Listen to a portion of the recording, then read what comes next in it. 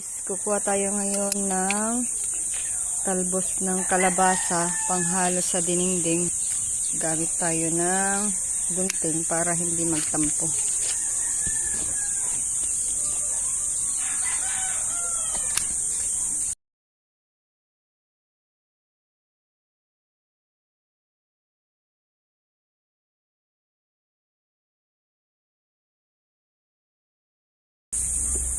Yung ibang tao, lumabas din.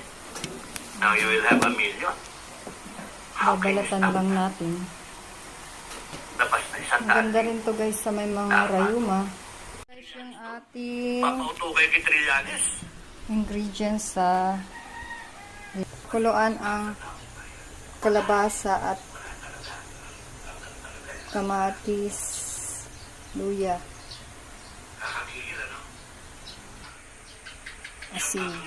Pag medyo malambot na yung kalabasa, ilagay na yung isda, malunggay at saka ampalaya.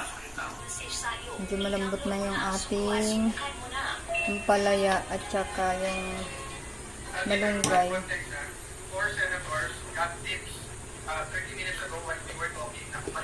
Lagyan na natin ng bitchin.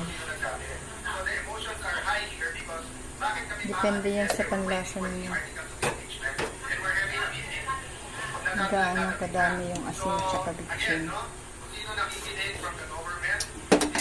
Tapos ilagay na yung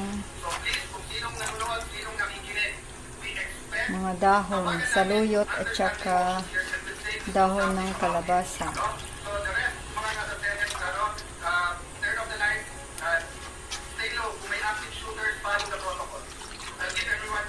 Maganda sana kung may dahon ay bulaklak din ng kalabasa, no? Pakuluan ulit hanggang lumambot yung mga dahon. Ayan na guys. Sarap na ng ulam yan.